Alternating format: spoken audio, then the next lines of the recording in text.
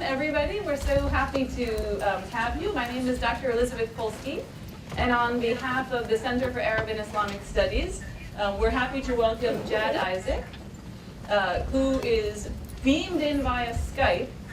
He's in Jerusalem right now. He's the Director General of an organization called the Applied Research Initiative Jerusalem. Dr. Isaac is an expert on Palestinian affairs, and in particular an expert on the environmental impact of the Israeli occupation and Israeli settlements in the West Bank. He has degrees from all over the world, an undergraduate degree from Cairo University, a master's degree from Rutgers, and a PhD from the University of East Anglia. He's a well-published scholar as well as an experienced political negotiator. And I strongly recommend, if any of you have a chance, to look at a book that he put out with his organization, Outreach, called Atlas of Palestine. And we look forward to a stimulating discussion about how to navigate the Israeli-Palestinian conflict. So welcome, Dr. Isaac.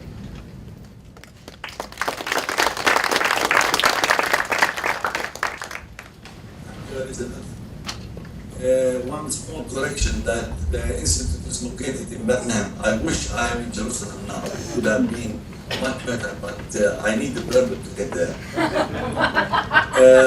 It's my pleasure to address, to speak with you this afternoon. This is your captain speaking. I will try to navigate you through the Middle East peace conflict, so please take your seat belts because it's going to be a bumpy road. It's a little slide.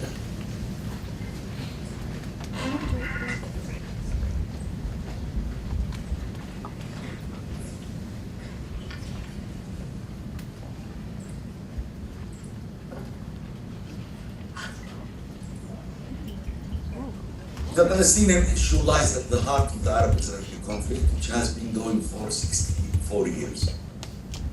The Madrid Conference offered a historic opportunity for arriving at a lasting peace in the Middle East, based on UN Security Council Resolution 242 and 338, the principles of land for peace.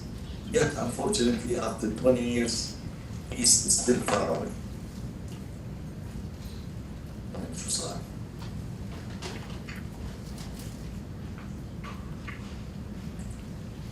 The Palestinians, the approach was that we want to trade justice for peace. Therefore, we accepted that what we want is a Palestinian state on the West Bank and Gaza, which represent 22% of mandate Palestine. That's why, if you see on my map, you see the word Israel. We recognize Israel over 78% of mandate Palestine, and all that we want is 22%, which is the West Bank and Gaza, and we are ready to make territorial exchange so that the West Bank and Gaza could be linked. And that's what led us to go to the Madrid Conference, hoping that we will arrive at this historic peace treaty. On the ground, we saw the peace coming to us in pieces. In 1994, the Gaza-Jericho Agreement was signed, by which about 65% of the Gaza Strip was given to the Palestinians, plus Jericho, which is located here. At that time, there were several roads linking the two together. The PLO moved to Gaza and Jericho, and with the late Yitzhak Rabin, we signed the interim agreement or the Oslo agreement, by which the West Bank was divided into areas A, B, and C. Areas A are the main cities, which you hardly see. They represent 3% of the total area, and the Palestinians have full control in these areas. The second category was considered Area B, shown here in green, and it represents 24%. In these areas, we have civil responsibilities like health, education, social affairs, but the security is in the hand of the Israeli occupation forces. Rabin was assassinated, and I believe that since then the peace process never was able to be revived. It took us 3 years after Rabin's death to come to the second phase called the White River Agreement with Bibi Netanyahu, by which the area A was increased to 10%, and it covered the areas of Jenin here. Area B became 19%. And of course, Netanyahu refused to go any further, and we had to wait for 2 years until Ehud Barak came into office, and with Ehud Barak, Area A became 18%. We got more areas in Hebron and Bethlehem. Area B became 22%. And he refused also to go further. He lost the elections. Olmert came into power, and in 2010, we have now the segregation wall. Area A and B, there is no Area A at all. The Israeli army can come anytime in the heart of areas A, and the settlements have grown. Now, the media portrays that the Palestinians and the Israelis, the PNA, or the Palestinian Authority, has control over the West Bank and Gaza Strip, and that the issue is regarding some settlements here and there. But actually, this is not the case. The areas A, here shown as isolated islands, not connected to each other. The same thing with Area B. Area B and Area A do not connect together. Both Area A and B, which represent 40%, are swimming in the Area C, which is under the control of Israel. So actually, the West Bank is controlled by Area C and by the Israeli army and the settlers, while the Indian reserves, or areas A and B, are separate from each other, and it's impossible to make this a sustainable Palestinian state. Well, is this what we signed? What we signed is this. It was agreed that the West Bank and Gaza Strip, except for issues that will be negotiated in the permanent states negotiations, will come under the jurisdiction of the Palestinian Council in a phased manner to be completed within 18 months from the date of the inauguration of the Council. That's what we signed. So we were telling our people, listen folks, Jerusalem settlements are final states issues, but they represent only 5% of the West Bank.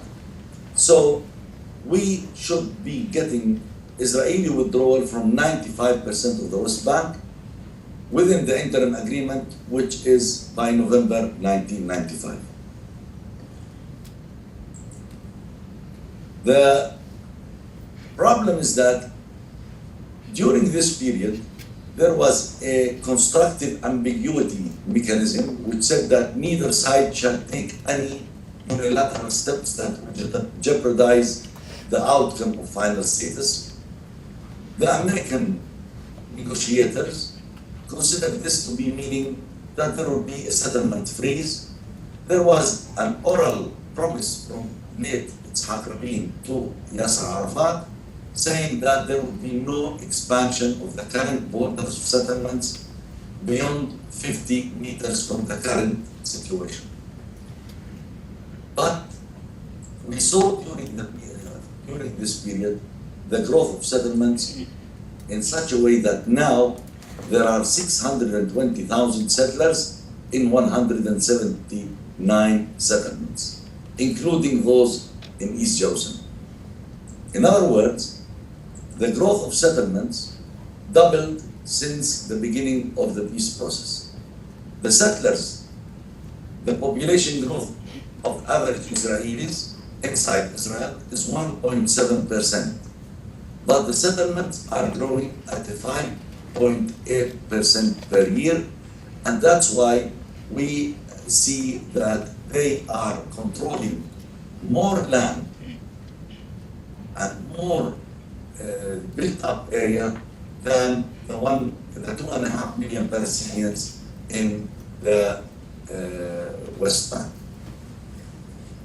Now,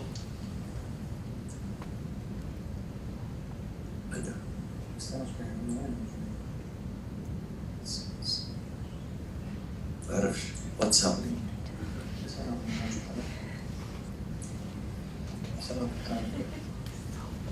Is it okay? Is the okay? Yeah, you're a little bit garbled. Is there any chance there's a phone we can call you on?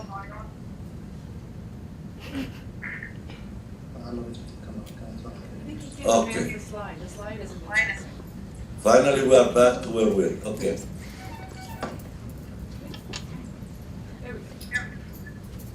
Now, this map shows the settlements by type. The colors mainly vary in density. The blue are the secular settlements. The red are the religious settlements, the fundamentalist settlement, the ideological settlements, and these are the ones which are spatially distributed all over the West Bank to prevent any potential continuity for the Palestinian state.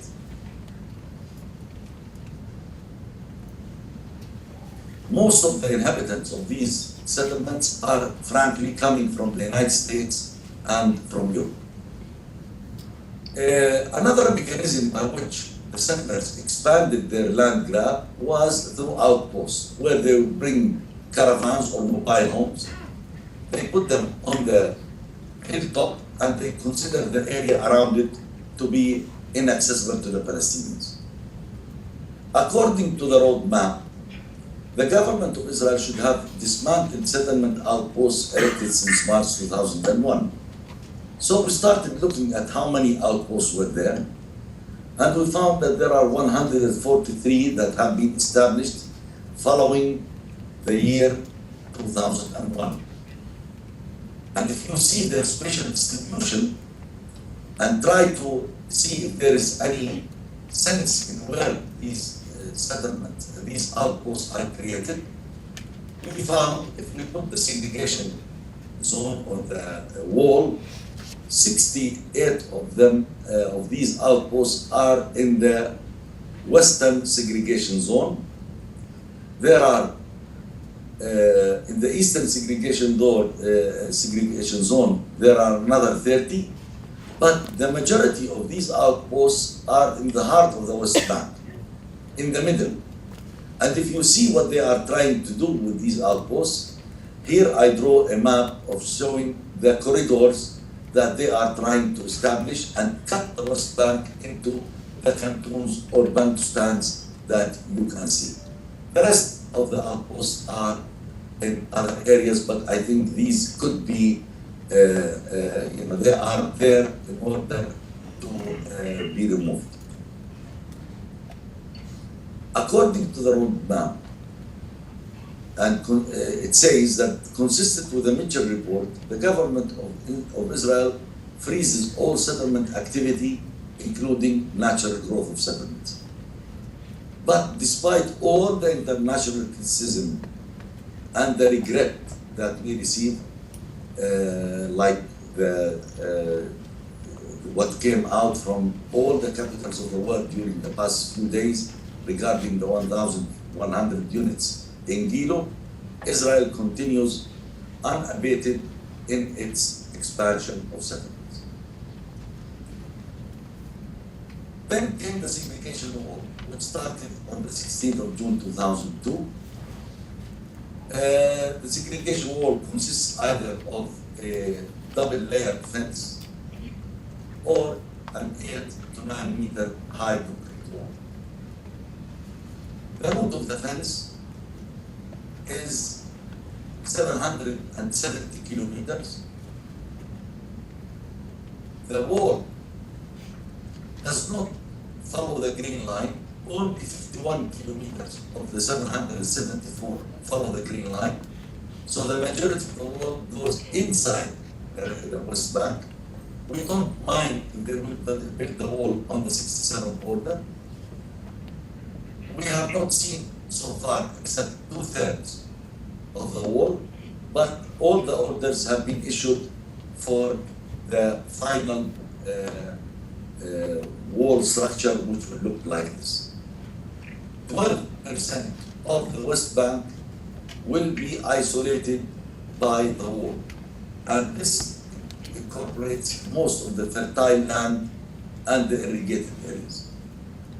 In addition to this Western segregation wall, Israel, through a military order, segregated 27 of the West Bank in the Jordan Valley by declaring this to be a sin zone, which prevents any Palestinian from using this wall, this area, if they are not the citizens of that area.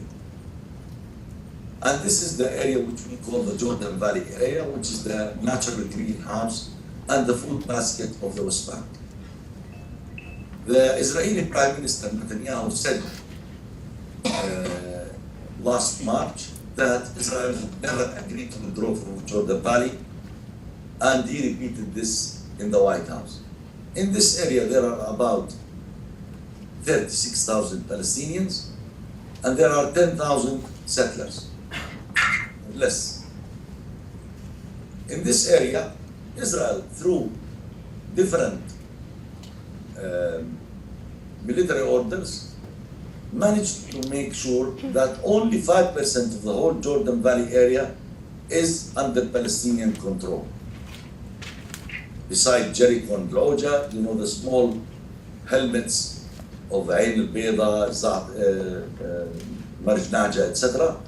The rest, which is the 95%, has been controlled by Israel by declaring these areas as either closed military areas or nature reserves or mined areas near the Jordan River or settlements or outposts or military bases.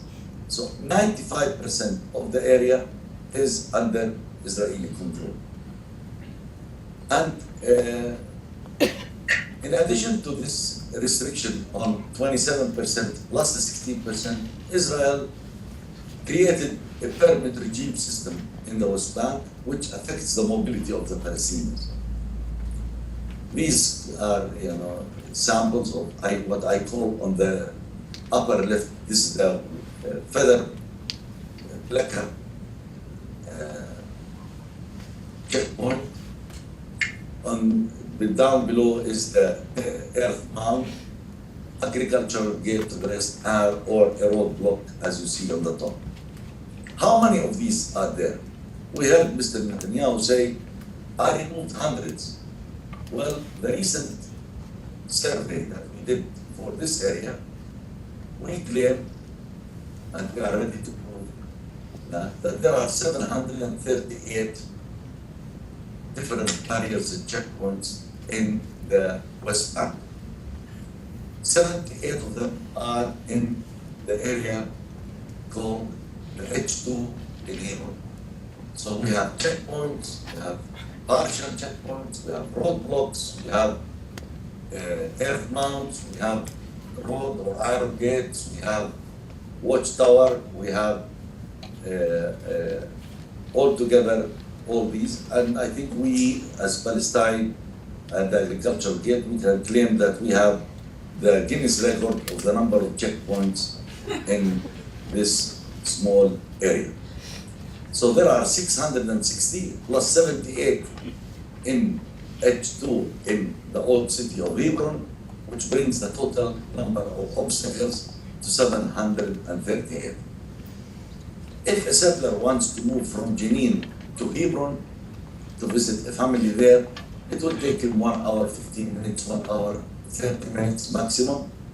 But if a Palestinian wants to drive from Jenin to the same area or next door village, it will take him 3 to 4 hours and 3 or 4 times more the distance needed. Jerusalem, there is a process called that I coined de-Palestinization, which is taking place. This is an area photo of the old city, but we don't talk about the old city. We talk about the Jerusalem district, which was according to the British mandate and before it, the Ottoman control here. It was the largest governor in Palestine. And in 1947, the total area of Jerusalem was 1,785 square kilometers, but the land ownership in Jerusalem was as such. The total area that was owned by Jews was 5%, and for the Palestinian Arabs, 95%. I believe that the early Zionists did not care too much about Jerusalem. All they wanted is the coastal plain and the Jordan River. So it was hydrology that shaped the borders of Israel and not ideology that we are hearing of now. So immediately following the 1947 war, Jerusalem was divided. The area shown here to the west became West Jerusalem, and in this West Jerusalem, 37 Palestinian communities were depopulated, and they ended up to be refugees in the Bethlehem and Jerusalem governorates. Jerusalem as a city was the capital of the governorate, and it was a mixed city. A mixed city, the green areas shows the Arab neighborhoods of Jerusalem. The blue shows the Jewish neighborhoods of Jerusalem, and the pink color shows the mixed neighborhoods where Palestinians and Jews were living together. Following the 1947, Jerusalem was divided, as you see in the small caption area there. West Jerusalem became totally under Israeli control, and East Jerusalem became under the Jordanian control, and that's what divided. There was a no man's land dividing the two sides from each other.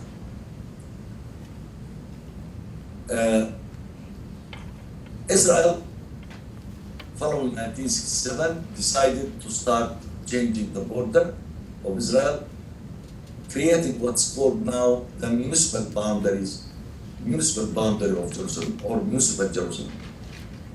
In municipal Jerusalem, they took 18,500 dunums from Bet Sahur, Bethlehem, and Nejala to be added where they are building, where they built Har Homa, where they built Kilo, and they would build also Givat Hamatos.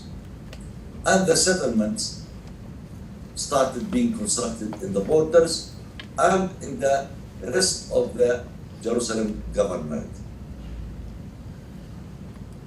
Each year, whether it was Labor, whether it was Likud, and the brown here shows the new plans of settlements which have been approved, and all they are waiting for is the beginning of the construction that's taking place.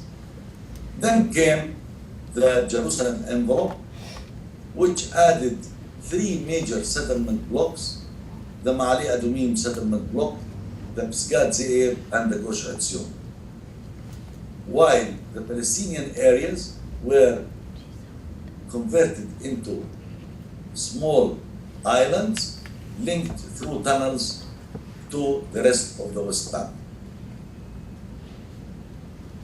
And Israel is accelerating the de-Palestinization of East Jerusalem through this method, which is, that I described a few minutes ago, is to try to link the settlements and to expand their master plans so that they link together, strangulating the Palestinian communities shown in brown and linking the blue areas of the master plans with a system so that they can become a contiguous section that will prevent any potential making Jerusalem or East Jerusalem the capital of Palestine.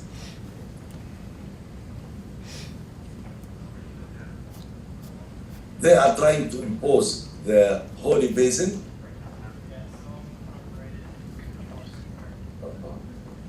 No, I have to go back.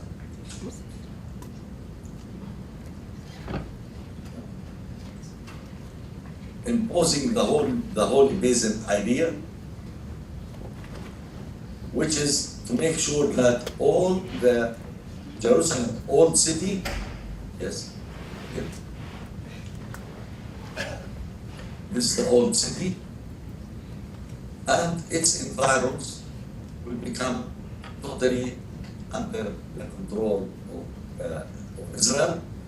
This will be facilitated by fortifying the belts of settlements encircling Jerusalem that we just saw. These plans have already been announced and will be implemented, and the Palestinian row was about the 1,100 units which will be built here in order to create the new settlement called Giv'at Yael. Then Israel is also capturing homes inside the city boundary as well.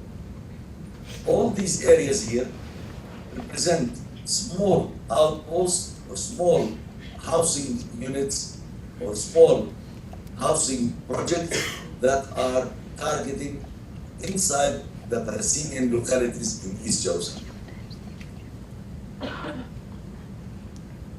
And we have a similar thing taking place inside the old city boundary. Inside where there are 36,000 Palestinians living, but there are about 4,000 Jews, but the percentage is almost 10%, yet they are every day trying to get their control over a house or a garage. At the same time, the house demolitions of Palestinian homes in Jerusalem is continuing without any way to stop it. There are three ways by which these house demolitions take place, either by the municipality, or by the Minister of Interior, or by imposing heavy fines on Palestinians to destroy the houses themselves. Between 2000 and now, 1,074 buildings or houses were demolished in East Jerusalem. Palestinians applied to get permits, but you can see that while every year Palestinians in East Jerusalem need more than 2,500 permits, Israel gives them between 215 to 85 to 68. This is the maximum.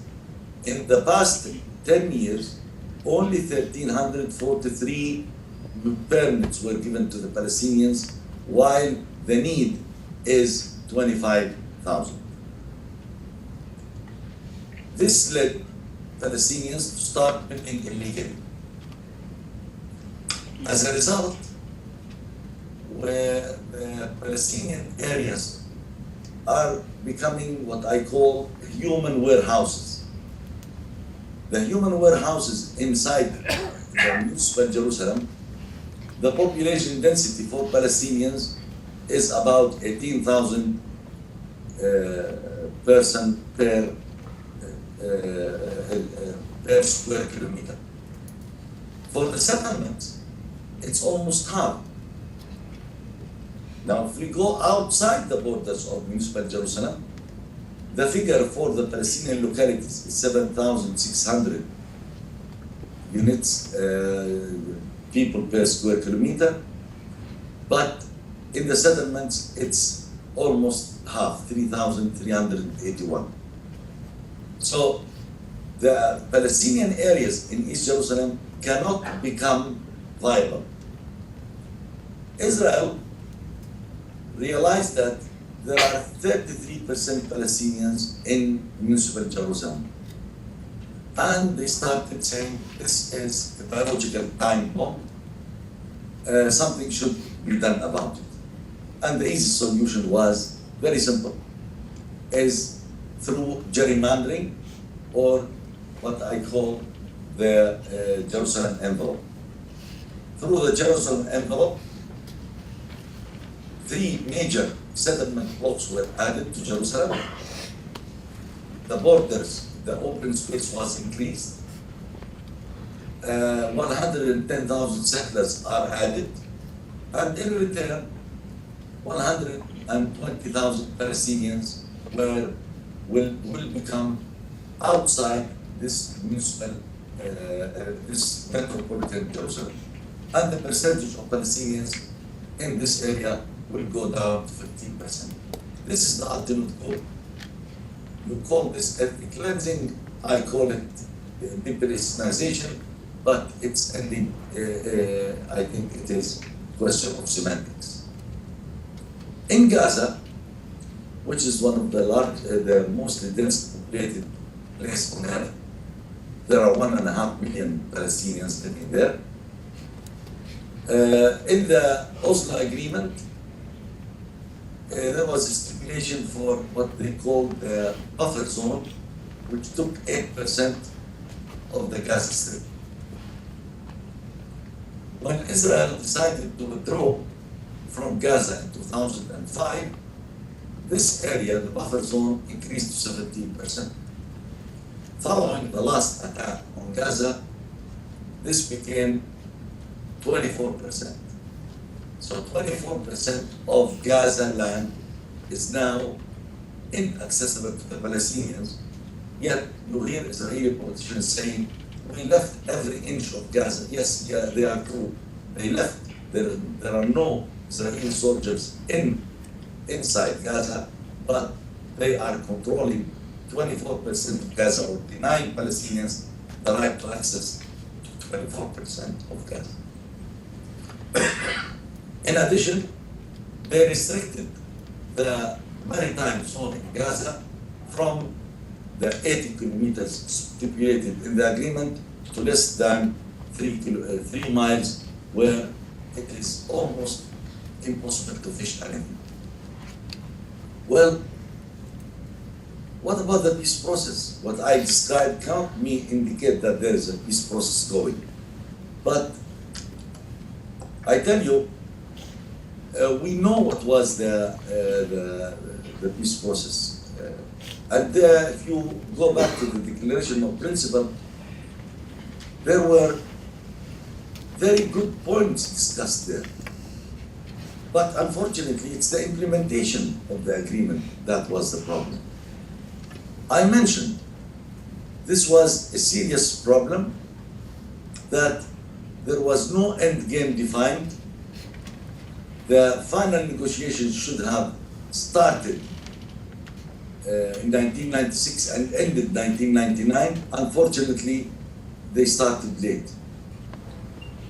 In 2000, we met in July in Camp David, and in Camp David, the first time meeting was to address the final status issues, and here were the maps that portrays the position of the two sides. The Israeli side presented the Palestinian side with a map that looks like this for the final status agreement. We here analyze that now, because you can see that there is an area which you can hardly recognize, but here I describe it better. The purple color is the area which Israel wanted to release from the Palestinians. In other words,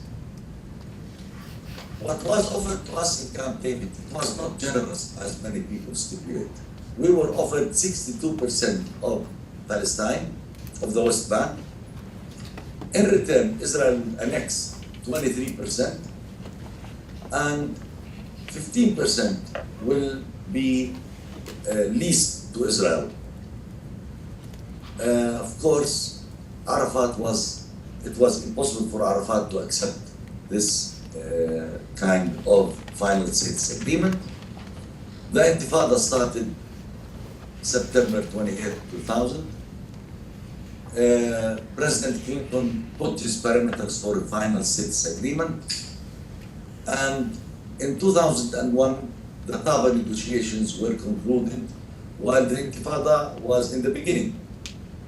Unfortunately, the Americans did not attend, but the EU Special Envoy and the Egyptians monitored what went there. I don't want to go through the details of what went there. It is available on the website. It's called under the Moratib's document. But this was the Israeli interpretation of what the Clinton parameters were for a final status agreement. And on the right is what the Palestinians offered the Israelis in Taba.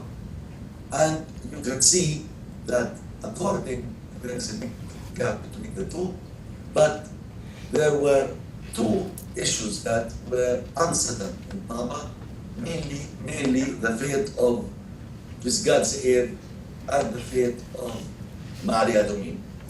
And the negotiators at that time decided that it would be left to a meeting between Arafat and Barak so that they would find a solution. Most probably, the solution would have meant that one of them would go and one of them would remain, and the Israelis would choose most probably Pisgat Seir, leaving Mari Adomim, which will be helpful for the Palestinians to create a contiguous state on the West Bank. Regrettably, the Taba negotiations did not culminate in an agreement, but those who were involved in the negotiations in Taba continued and produced what's called as the Geneva Initiative, which shows the blue areas to be areas which the Palestinians will relinquish to the Israelis in return for the green areas which the Israelis will relinquish from Israel. In other words, a land swap, almost 1-to-1. Of course, this remained as an unofficial or a civil society activity. When we went to Annapolis in 2007, the American administration wanted that we come to an agreement to address these issues as per the roadmap. So we went there, and in the meetings that followed, we were able to get, to exchange maps, and the map that we received from CBDB is the one shown there. Of course, if you read carefully, you see that there is two yellow colors, one dark and one light. So we drew the same map, but using different colors. What Israel was suggesting, what the CBDB was suggesting is very simple, is that the segregation zone to the blue will be an Israeli security zone, and the wall will be the western border of Palestine, and Jerusalem will be not negotiable. In other words, we are back to the 63% of the West Bank as a final proposal, which was totally rejected by the Palestinians.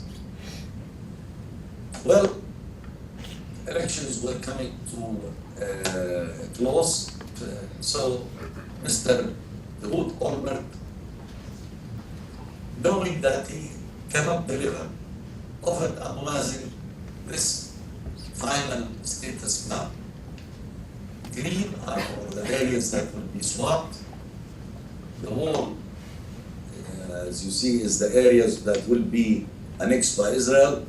But again, we see Jerusalem with the 3 settlement blocks, but we see yellow areas in Jerusalem. These are the built up areas in Jerusalem, which he said that we might be able to let Palestinians in East Jerusalem become part of the Palestinian state. Of course, there was no chance for this even to be implemented, because when he was asked about what about the settlements to be removed, it was discovered that 65 to 76,000 settlements have to be removed, and he insisted on keeping the security zone along the Jordan Valley and the mined areas or near the River Jordan. So this was not a generous offer as many people think. In these negotiations post-Annapolis, the Palestinians presented this map for swap. Brown to be added to the Palestinian areas and blue to be annexed by Israel. This was immediately rejected by the Israeli side.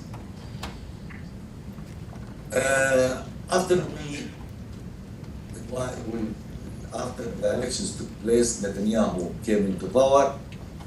The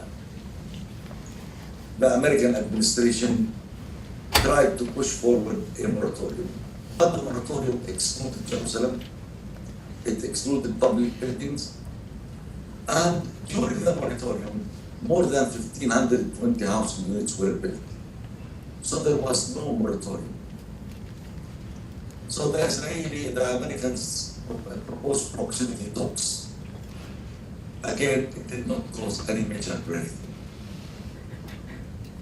When Vice President Biden was here in March 2010, the Israelis prepared a reception for him of 1,600 housing units in Ramat Shlomo. In May 2010, when Hillary Clinton was here, they revived the Givat Yael settlement in East Jerusalem, near Al-Walaja, and the Americans stopped their acceptance of the Palestinian position that settlements should be frozen. And they are now saying that if we solve the border and security issue, it will lead to a solution.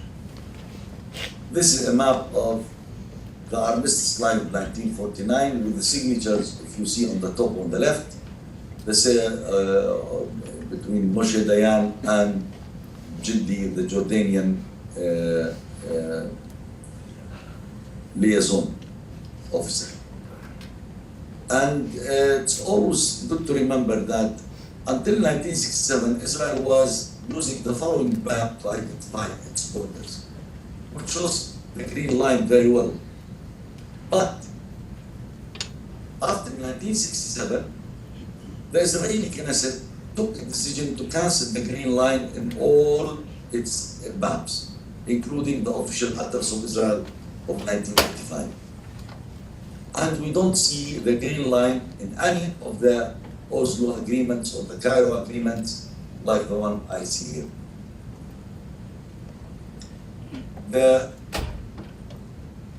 When we started negotiating in Camp David, the Israelis all the time kept saying, we do not accept the green line as a border. They say it's not a border and we don't know exactly where it is, but let's use a West Bank outline. But this West Bank outline should not include the Jordan Valley or the Dead Sea or Jerusalem. What we should focus on is that the realities on the ground should be taken into consideration, which we find impossible to accept. And we saw the changes in the tone of the American president when in September last year he said that the moratorium should be extended, and he hoped that next year in the UN there will be a new member state, an independent sovereign state of Palestine. And when he addressed APAC in May 2011, he said, we believe the borders of Israel and Palestine should be based on 67 with mutually agreed swaps so that secure and recognized borders are established. Later, he corrected himself and last 2 weeks ago, he didn't mention anything about the 67 or about the freezing of settlements. On the contrary, we heard Netanyahu saying the 650,000 settlers are living in suburbs and neighborhoods around Great Jerusalem and Tel Aviv. These should be incorporated in the final borders of Israel, and Israel will not return to the indefensible lines of 67. The Palestinian refugee problem will be resolved outside the borders of Israel. Jerusalem should remain under the capital and to remain as the capital, united capital of Israel, and Israel should maintain a long-term military presence along the Jordan Valley. Well, we heard that before. Alone in 1976, Droplus 79, Sharon 82, the IDF 93, Barak, Mitzna, Olmert, Mufaz, no Israeli leader have ever said that we want peace based on the 67 borders. I believe that the challenges that we face in negotiations is that Israel holds all the cards. So we have to depend on Israel generously if whenever they decide to take any positive steps. Israel says there are no holy dates, so everything could happen over 20 years, 10 years, we don't know. There's no end game defined. There is actions on the ground. There is unilateralism replacing negotiations. There is a weak UN and international community that cannot get involved for arbitration. And unfortunately, the United States lost their role as an honest broker to the peace process, and of course, the big asymmetry between the Israeli and Palestinian negotiators. Well, I believe that Israelis and Palestinians have been negotiating at both formal and informal levels for more than 20 years. All issues have been negotiated, and over negotiation, the solution is clear. What we need is actions and decisions and not more negotiations. Every time new elections take place, we have to start all over. All that the Palestinians are asking for is a term of reference and end Israeli unilateral actions as a first step towards negotiation, the end of occupation. We want to see real peace and not a futile peace process or another extended interim agreements. The Palestinian bid for statehood does not negate the inevitability of negotiations. I believe that Jerusalem, refugees, water, security, and borders are not Israeli-Palestinian bilateral issues. They all are regional issues. Therefore, instead of insisting on bilateral negotiations, what is needed is a comprehensive multilateral negotiations under the UN umbrella with full support and mandate from the superpowers. I believe that, yes, the Palestinian issue may not bring peace to the Middle East, but there will be no peace in the Middle East if the Palestinian issue is not resolved.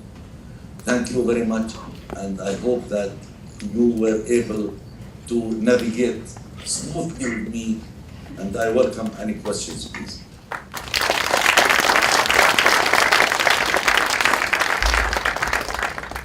Elizabeth, how much time did that take? 1 hour. Palestinian time, it's okay. Well, I think Dr. Isaac would welcome any of your questions. I think he's made a very strong case for the centrality of land in the conflict between the Israelis and the Palestinians, as indicated by all the maps. And we've rigged the room, so you should be able to just speak your question out loud. If you have a question, raise your hand. And if he can't hear you, I can lend you my mic. Yes. I have a couple questions, and I want to make... Dr. Isaac, can you hear the well, maybe you should come up a bit. Elizabeth, Yes. I need somebody to have a microphone or something so Okay. that I can hear. Okay. You can hear me, right? Okay, I have a couple of questions. I want to make a couple of points. Briefly. Briefly. Okay. Has the Palestinian Authority ever declared that it would accept Israel as a Jewish state?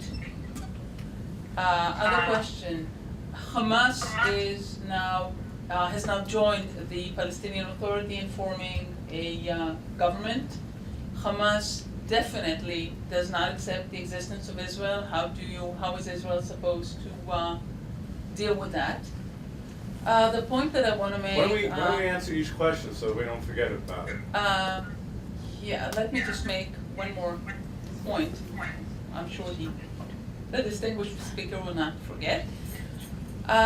The wall that was mentioned, which sounds terrible, was built not as a form of apartheid as it is sometimes being presented, but after 2 or 3 years, I don't exactly remember, of what's known as the Second Intifada, where Israeli civilians were blown to pieces right and left by Palestinian terrorists. And since they built that wall, there has been a very significant decline in casualties, in civilian Israeli casualties as a result of that. So that's only part of the points I want to make. Thank you. Dr. Isaac, did you get the questions? Yes, I think I got the message. Okay. Regarding Hamas, let me say this thing. You know, the ballot box should determine who wins and who loses. This is the democracy. Hamas won fair and square in the last elections, but they were not allowed to govern. Immediately they were labeled and ruled out. The unity government that was formed was boycotted by the whole world, and Israel insisted that there should be certain conditions on Hamas. I think whether we like it or not, Hamas is part of the political system. They should be allowed to govern, and they should, if they will get the support in the next elections, they should rule. I can tell you frankly that Hamas, yes, is part of the political system, but they will never be a majority to rule. It's the Israeli actions against Hamas which is strengthening Hamas, and the boycott is encouraging them to become stronger. You can feel from the events of last week and the week before that even inside Hamas there is a wing that is supporting Abu Mazen in his bid for statehood. They are accepting to become part of the political system, and we should accept them without any conditions. Suppose that I come now and tell Mr. Bibi Netanyahu, how come you allow Avigdor Lieberman or Shas, who gets elected, and his rabbi is calling us, we are snakes and we are cockroaches, and you know that only good Arab is a dead Arab, that we don't recognize him to be a partner. I think everybody will say, but this is Israeli democracy. So if we respect the democracy, we have to respect the results of the ballot box, but not if the elections are not according to our wish, then we start finding excuses.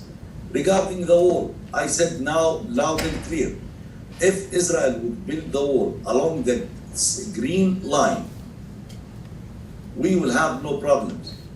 But the wall was not built for security. It was built for land grab. And that's what Tzvi Livni contended in court. Originally they said it's security, but actually she said this is a demarcation of the borders of the state of Israel.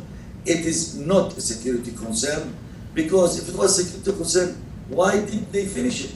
Why did they finish only a little bit more than half, and they are leaving the rest? I think that it is an excuse which the Israelis keep talking about, securitizing everything, but we don't mind if Israel will build the wall along the 1967 borders. In fact, we will even help them in the construction of the wall along the 67 borders. What about the issue of Israel as a Jewish Any state? other questions? Jewish state. Jewish state? Oh, the question about whether Hamas will recognize a Jewish Not state. Hamas, the Palestinian Excuse me, Authority. Palestinian Authority, will they recognize a Jewish state? Never. I will never accept a Jewish state. I tell you why. The explanation is important. The reason is this. According to there is no constitution in Israel, but according to the basic law that's being implemented, the land of Israel, 92% of the land of Israel proper is in the hands of the Israeli Land Authority. And Jews who are living here can lease that land from the state, the Israeli Land Authority, but they cannot own it.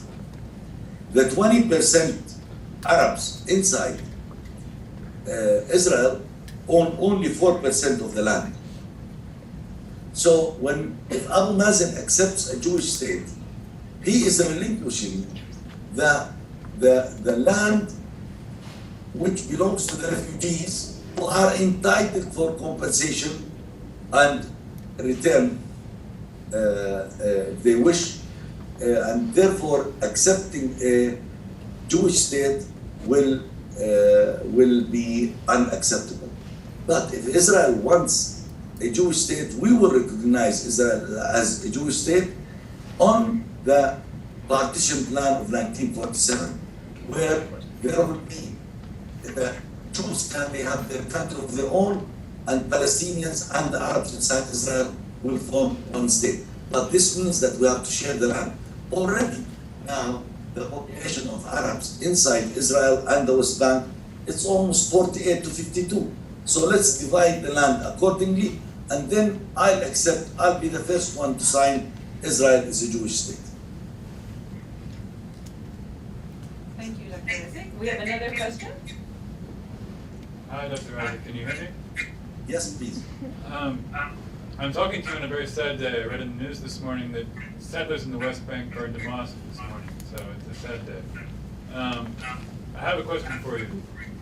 It's come to light recently through papers released by Jazeera and The Guardian in London that the PA, who under the Oslo Accords, which you mentioned, has had long-standing one-way intelligence sharing with the Israeli Shabak, their intelligence services, and that the PA also had knowledge of the Israeli invasion, and some say massacre, that took place in Gaza at the end of the Bush administration,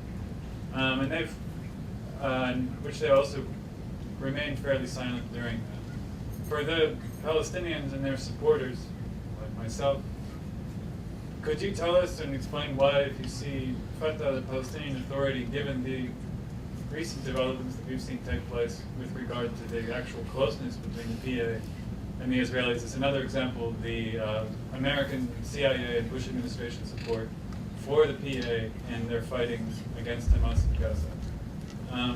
Can the Palestinians and their supporters trust in the PA as a viable negotiator with the Israelis, who will negotiate on their behalf and not on the behalf of American interests, CIA interests, Israeli? شكرا لكم. Well, I didn't hear the very well, but let me first of all tell you that during the last 9 months, there has been 150 settlers attacks, 27 on religious areas, including mosques, of the mosque inside Israel. This is what the settlers are calling the payback. This is the Israeli army wants to remove an outpost or a house in a city, and the settlers, instead of repenting from the army, they go and burn Palestinian orchards next to it. This is part of the settlers' strategy. Regarding security, let me tell you, we do not want any excuse for the Israelis to say that we are using violent means in our non-violent resistance. And Abu Mazen is adamant about this. The incidents the demonstrations that took place on the 22nd and 23rd of September were very quiet, very disciplined. And it is, I think, built in, there was no need for any intervention from the Israelis or from the Palestinian security. Palestinians were very disciplined, and we want to continue with this popular resistance because we believe that the Third World War is not going to be fought with bullets or rockets or things. It will be fought with social media, with cameras and with pencils. And we want to use our brains, and we don't want to be labeled as terrorists, because all that Israel wants now is to, for one crazy incident here and there, to blame it on the Palestinians and to say, you see, we cannot trust those people. So I think let us practice non-violence. We will suffer, it doesn't matter. We will be tear gassed, never mind. We will be hit, we will be arrested, yes, but at least we are making our voices heard. And Abu Mazen, his voice in the United Nations was heard. I believe that most people got his message very well. And let us continue along that line.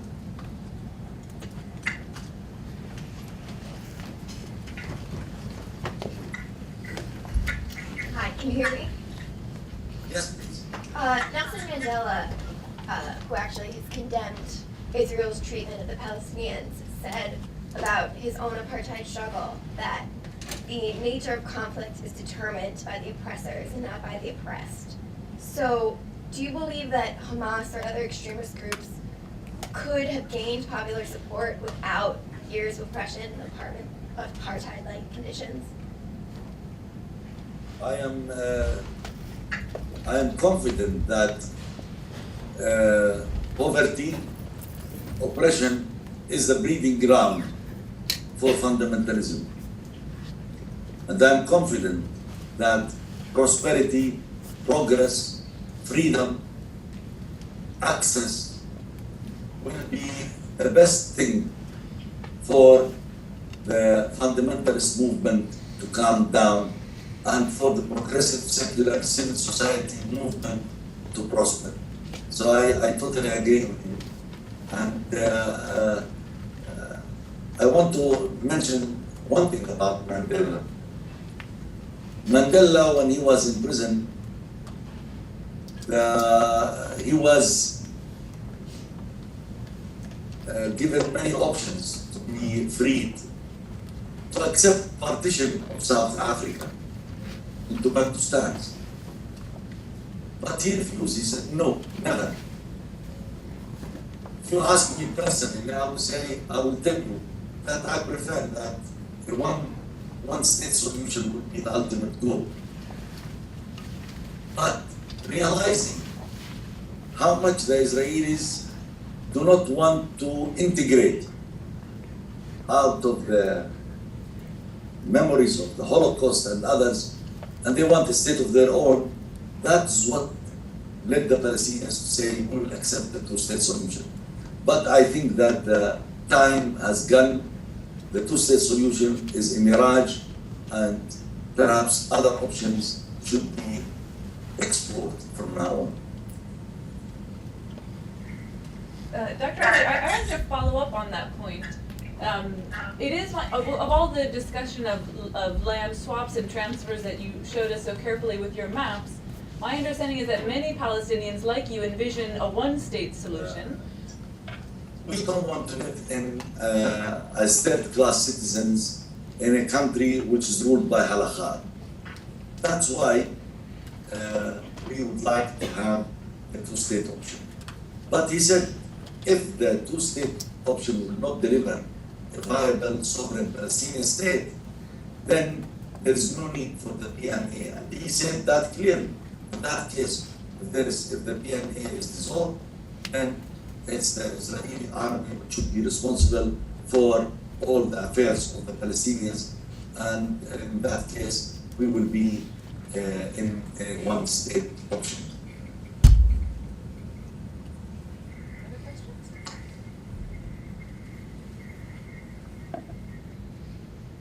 Yes? One more thing. Did you have a question, Marissa?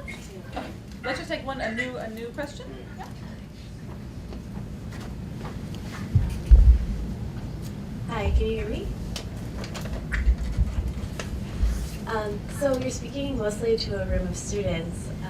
Obviously, we're still in college, but what could we do? Like, what do you think the best thing students could do to kind of move this process forward? Because obviously this has been happening since 1947, and I feel like, I don't know what we could do being here in the United States. This is a very good question. I think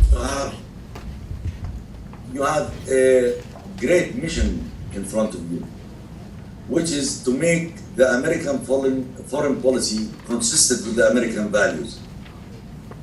When I saw your Congress, I call them the cheerleaders, stand 29 times in standing ovations for Netanyahu, who was saying no for peace, I feel that this is not the American that we always think of.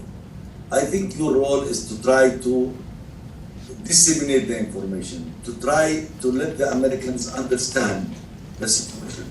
The Americans are fair people, and if they will know what are the Israeli atrocities committed against us, I think they will take a fair stand. All I ask is that please educate the congressman, write to your congressman. It's a shame that they stood 29 for somebody who said no, 5 no's, no for the Jordan Valley, no for Jerusalem, no for 67, no for the refugees, no for Palestinian state. I think that's too much. So you have a big task ahead of you. I frankly, it may be that liberating the Congress might be a prerequisite for liberating Palestine.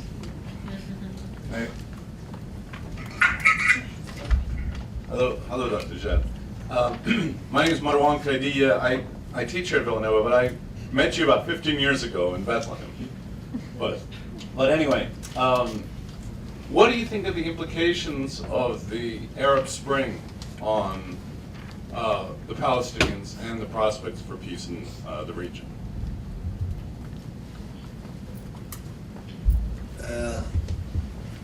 I know that it's now difficult to talk about the Arab Spring because the young Shabab, the youth that took to the streets and were able to topple the Tunisian and the Egyptian regimes have been hijacked by the old guards. I'm very concerned about the attempts of the old guards to take over the Arab Spring and to restore the situation. business as usual, perhaps changes in some names. But I trust the Arab group. I think they are very motivated, very committed, and they understood what's their strength. So they will be on the streets, and they will be watching for every step which any of the old guards will take. Listen, in Yemen, despite all the sufferings of Yemen, on the week that we were submitting our credentials to the UN, the slogans in Yemen were carried by the slogans, yes, for the Palestinian state. Even when inside Cairo, the same thing happened. While we were being shot at by the security forces there, they were carrying the Palestinian flags. So I think that the conscience of the Arab move, the Arab Spring, is closely related to the Palestinian cause. And therefore, I know that we might have some rough bumps along the road, but sooner or later, the civil society, the civil government will take over, democracy will get into the Arab world, whether the old guards like it or not. And I have faith in those Shabab. They are wonderful. They have shown us what does it mean. How can you, with the social media, with a blogger, how can you call for a demonstration without a permit and have 1 million people on the Tahrir Square? This is something that is, very promising. And we want the Arab Spring to reach us, and we will start with the Palestinian Arab Spring as well. Yes.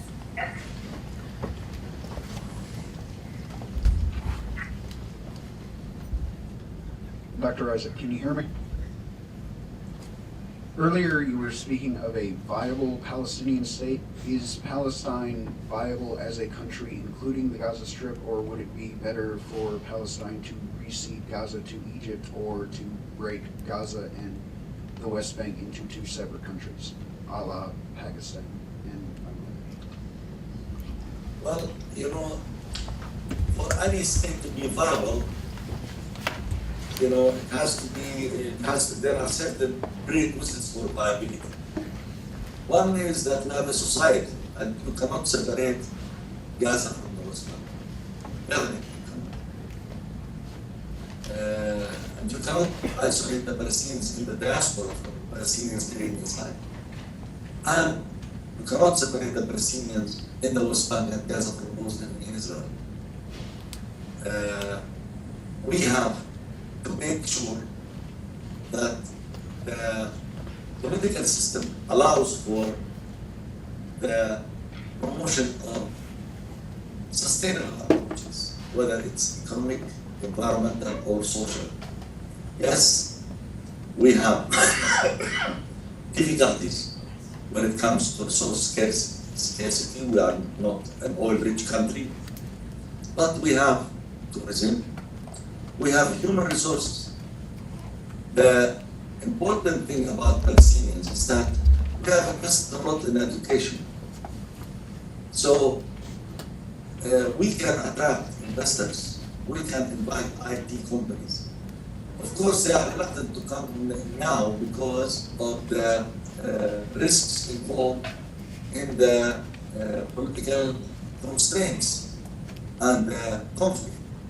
But if these restrictions are removed, I think we can look forward to see a prosperous Palestine in the field of tourism, in the field of IT, in the field of,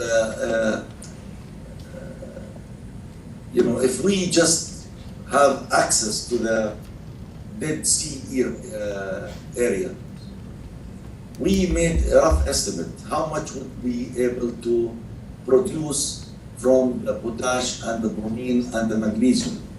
And this came to about $1.1 billion a year. If we have 5-star hotels and water parks along the Jordan Valley. That's another $450 million.